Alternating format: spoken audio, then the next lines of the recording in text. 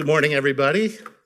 Thank you all for coming today for our Veterans Day recognition. And today I am sharing with you, I'm Peter Tush, I'm the Curator of Education, and I'm going to be sharing with you a short talk focusing on Dali and his images of war, so called The Faces of War. And of course, we're doing that today because today is Veterans Day, when we thank all of our military members and active service officers who have given time to make us stay safe. And from our deepest hearts, we thank you for doing what you do. And normally at the museum on Veterans Day, we share wishes. That's going to be delayed until December 9th. It's a really very special opportunity where wishes from the wish tree are read by a variety of different staff and volunteers in order to share with you some of the wishes, the goals, the dreams, the concerns that our visitors have on a daily basis.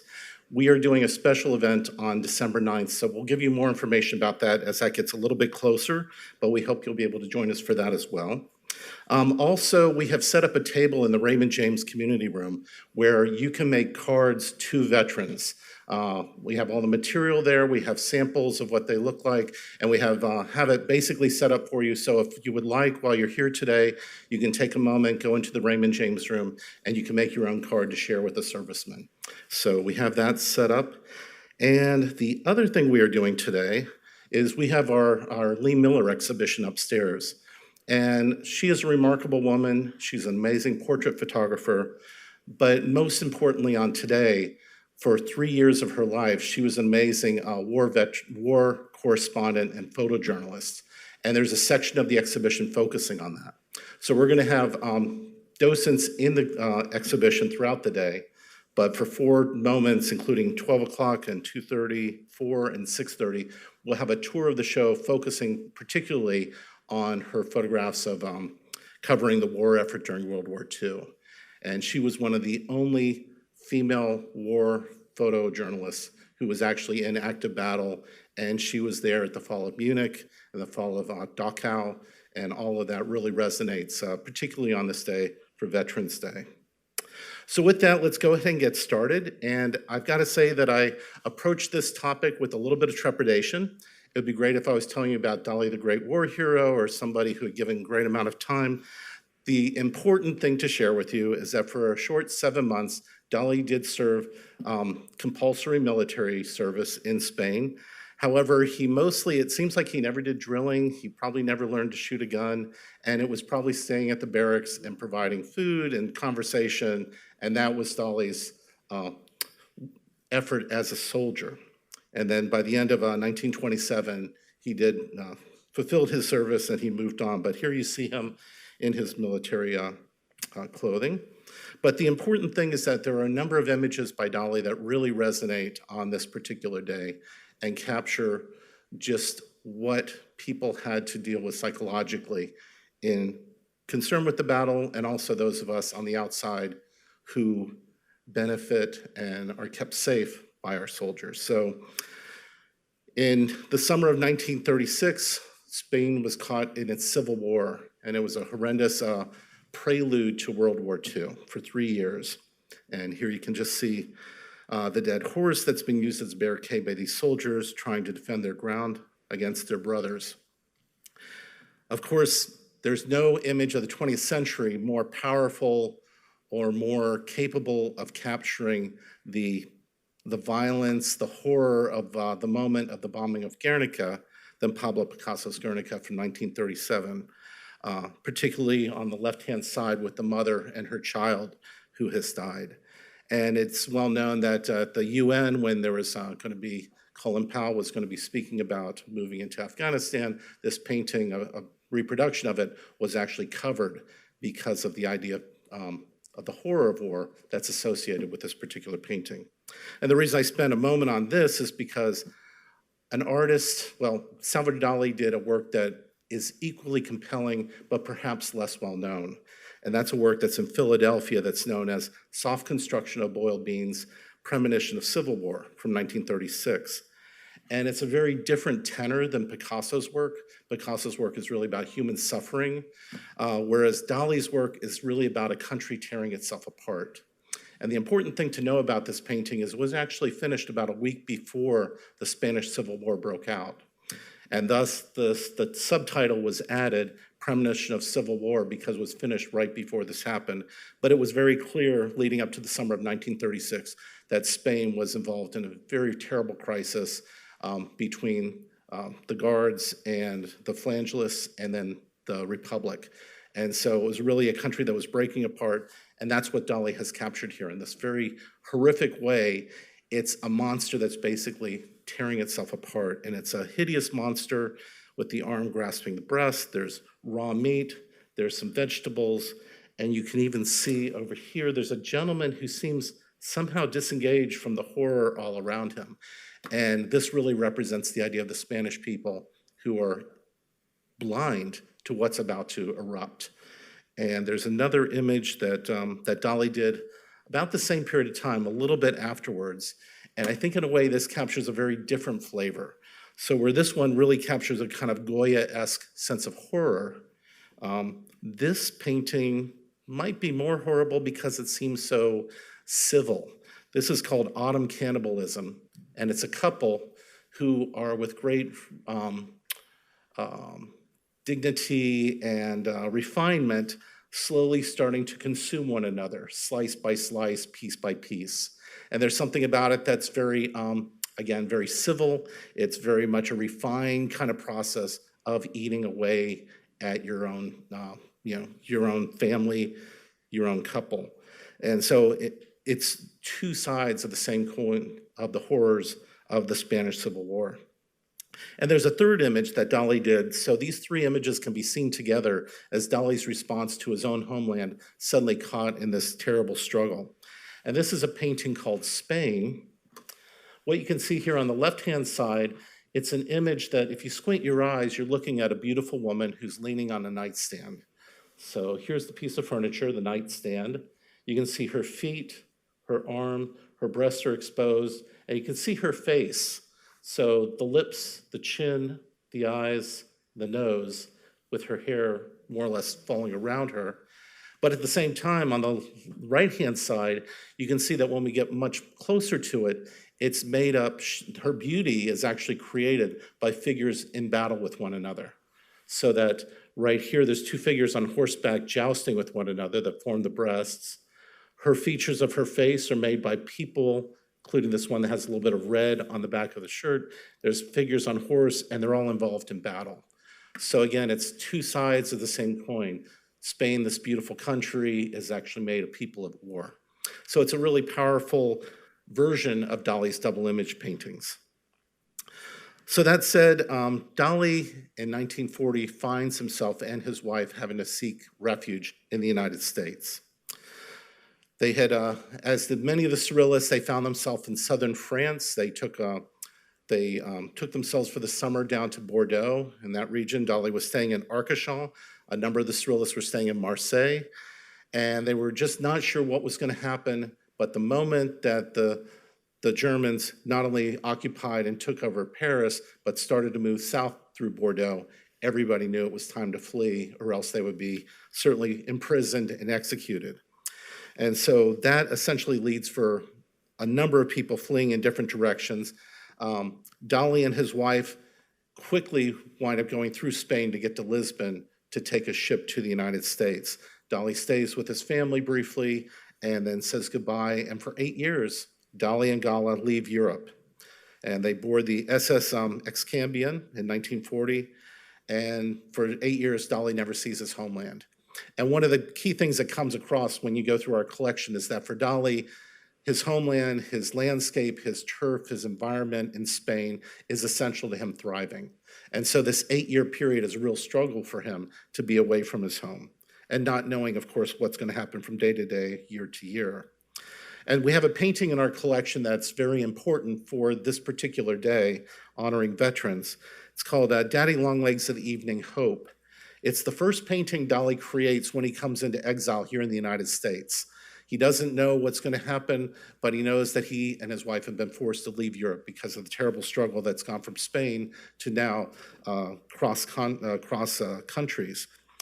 And so it's a painting that still has all the language of surrealism, but by this point, Dali has somewhat alienated himself from the surrealists. He's no longer part of that group, but he's still using that language. So he's speaking through symbolism, and he's trying to come to terms with, of course, what's going to happen to him and his wife in relation to the struggle. And so there's a number of different symbols, starting with down here at the bottom right.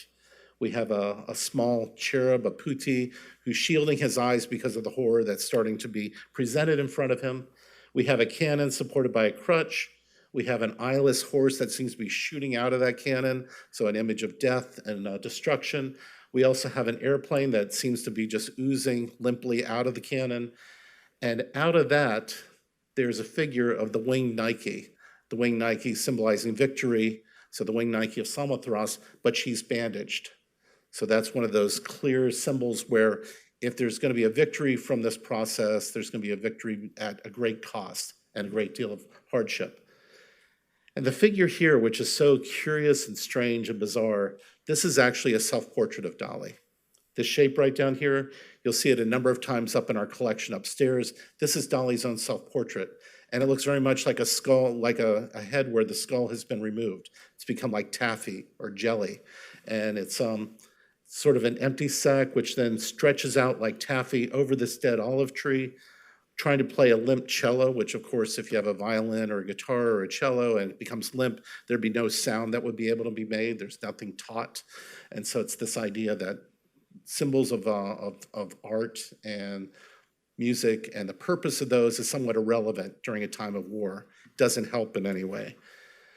And let's see, looking at a couple of the details, here's a detail that shows where Dali was inspired and what he was thinking about, which is, of course, Goya, Francisco Goya, the great Spanish artist who came up with some of the most powerful images related to war.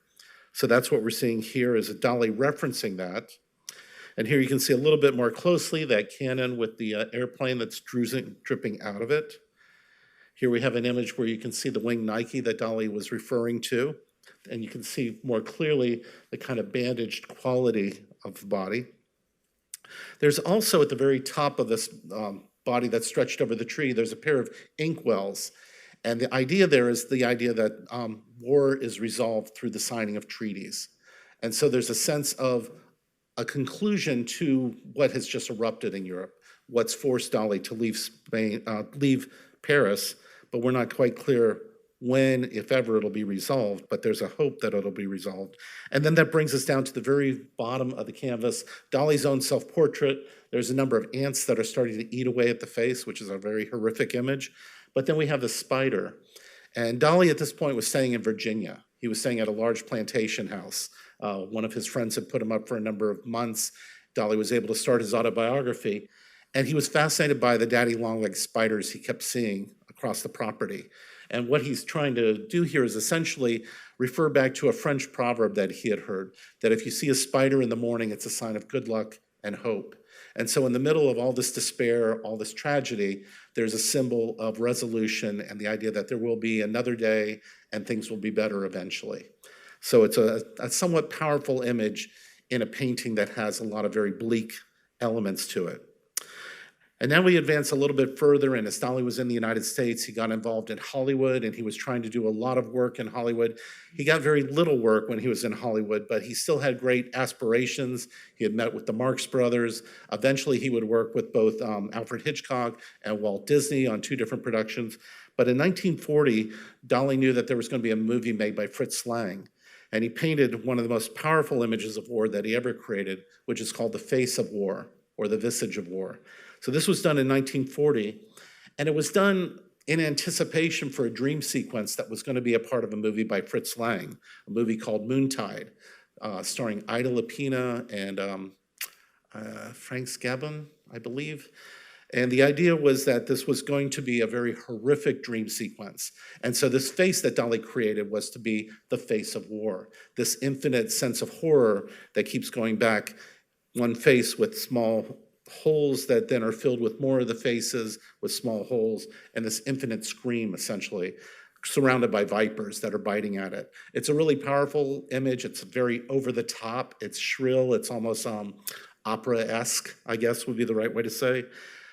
Unfortunately for Dali, Right when the movie was about to go into production, just a week and a half later, there was the bombing of Pearl Harbor. And Hollywood was very responsive to the war in a variety of ways, one of which was that they wanted to make this movie a powerfully uplifting image about the particular soldier that was involved. And so they changed the entire sequence of it, and they decided to really tone down the dream sequence. So Dali's painting, which is so powerful, was too powerful. And it was decided that that was not the dream sequence they were going to make. So the image remains with us, but the movie does not have any reference to it anymore. And that brings us to a very peculiar event that tells you about sort of the frustration of what can happen and not happen during wartime. Dali proposes the idea, let's have a surreal dinner for refugee artists, to benefit refugee artists. That's really important. They were not the ones invited to be there. They were the ones who were going to benefit from it. And at the time, Dali would move between the St. Regis Hotel in New York, and he would spend about 4 to 5 months in the summer at the Del Monte Lodge in Carmel, California. So this is where he was staying repeatedly through his time here in the United States. And they threw something called the Surrealist Night in the Enchanted Forest. It was to be held in 1942 in November. It was going to be the party of all parties, raise a lot of money, a lot of people would benefit from it. And as I said, to benefit refugee artists, people like Matisse and André Breton and Max Ernst and others who found themselves here in the United States just like Dali. The party was a sensation. Gala was the sort of the guest of honor, and she had one of the largest beds possible that they could find. And then there was a table laden with strange, exotic food sources and animals in front of her, and that's where everybody gathered. Gloria Vanderbilt, the 17-year-old at that time, was one of the featured guests. Bob Hope was there, James Cagney, who else? There was, the Vanderbilts were there in addition to Gloria. There was also the Rockefellers. People came from New York to join them. It was a sensation. It was one of the most talked about events of the entire year. It was covered by Life magazine thoroughly. There was a very off-color ballet performance of 2 people who were in an auto accident who were dancing. Felt very surreal. They brought animals from the local zoo that were just there, kind of a petting zoo, so to speak. There were live frogs under the tureens. So it was way, way over the top.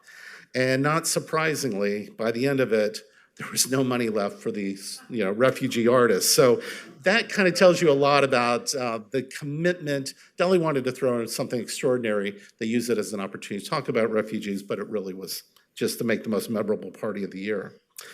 However, the time goes by. Dali is still here in the United States. And actually, this says 1945, but we come upon one painting before we get there. 2 paintings. In 1943, Dali paints this work, which is on our collection, Geopoliticus Child Watching the Birth of the New Man. And there's a real sense that the world is changing, Dali's changing, and his awareness of the war has changed him. So we have in this painting, the globe has become essentially an egg that's soft, that's being pulled apart. We have this new man who's actually being born right out of the United States. So he is the new American, but also the new man representing the new time that's happening. Europe seems to be far more diminished in relation to the figure. And over here on the right-hand side, this kind of a Leonardo da Vinci-esque figure represents the time that's about to be expiring, time that has passed. And you can see that because the taller, older figure casts a very short shadow, where the child that's cowering is casting the long shadow. And this represents, just like in every New Year's, you have baby time and old man time. There's a sense that Dali's aware that the United States has come to be the central focus of power in 1943, that the war has really changed things, and that Dali's very fortunate to be here thanks to the United States. And then he has a second painting from that same year called Allegory of an American Christmas, where there seems to be a very curious sort of identification with America and air power as having some key resonance in the way that the world is changing as well. And then, of course, by 1945, the bomb is dropped in Hiroshima and Nagasaki. And the bomb changes everything. The world has changed overnight. The arts react very quickly. A lot of artists take the lead of people like Jackson Pollock and eliminate content or eliminate representational imagery completely. It feels out of tune. Dali tried to take a different path, and initially he responded through his horror with trying to find a way to employ his double images to address what had just happened. This is one of the most powerful ones. It's the three sphinxes of Bikini, referring to the Bikini Atoll Islands. And it's in 1947, and what you see is in the background, basically this is the atomic cloud, the mushroom cloud, which then is echoed in the figure here of the two trees, which is then echoed in the back of this figure in the foreground. Something very foreboding and very haunting, but very different than, say, Jackson Pollock or some of the abstract expressionists. As time passes, and this is a very quick period of time, Dali has written his autobiography, and he's been working with a gentleman who has been his translator, trying to translate it for an American edition.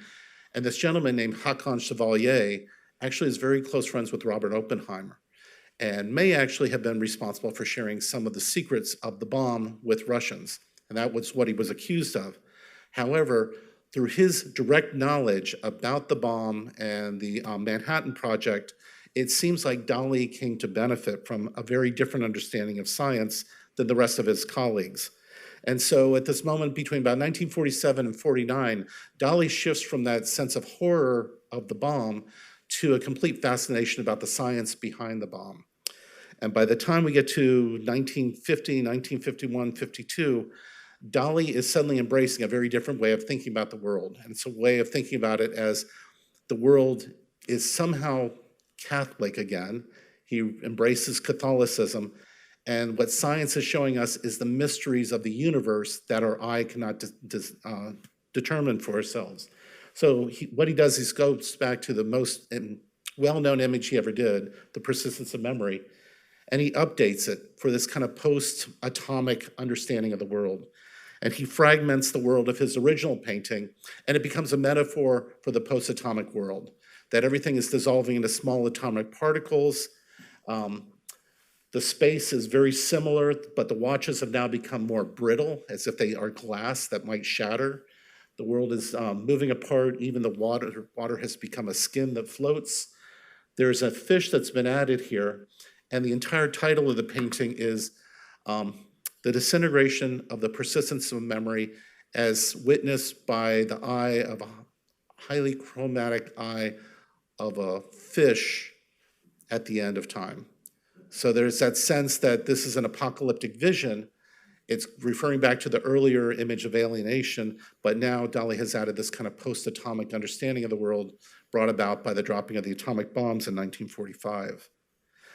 And with that said, we're going to now turn to two final images of hope, really one image, and we'll return to one that we talked about. But by the 1950s, thanks to the efforts of our soldiers overseas and the whole Allied resistance, Dali was able, as were many, to return home. And so Dali returns home in between 1948 to 49 back to Spain. Even though it hasn't been part of the front end of the war, the damage from the Civil War was still very much present. And so just like the rest of Europe, Dali had to rebuild. But he embraces Catholicism and this new sense of a kind of the mystery of the universe through atomic energy and through atomic science. And he starts painting images that are religious images that reflect this post-atomic view. So Dali at this point starts to call himself a nuclear mystical artist. And it's that idea that he is looking for faith, he is looking for the belief in God, and the atomic bomb has provided a very different understanding of the world around him. And he's trying to create that metaphor where everything is moving as discrete elements and protons and electrons and neutrons, but everything is held in a kind of harmonic balance. And so a sense of hope is connected with this understanding that's been brought about, surprisingly, by the bomb project. And the final image, just to return back to, is that if there's an image of hope that Dali shares with us in the face of war, it's definitely the Daddy Longlegs and the Evening Hope, where Dali has placed this one image of the spider, which actually only has 7 legs. It has lost one of its legs through the destruction and the brutality of what it's experienced, but it's able to look forward to a better day tomorrow. Which brings us to the final slide, and thanking all of you who are volunteers and veterans and have served our country, and thank you very much.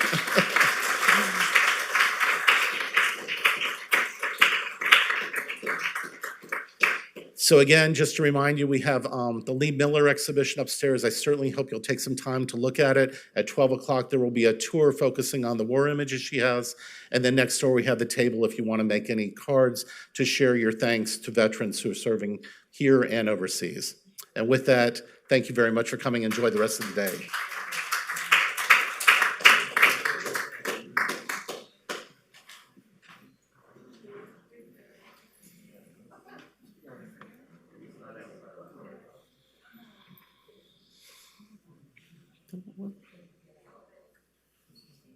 Hmm.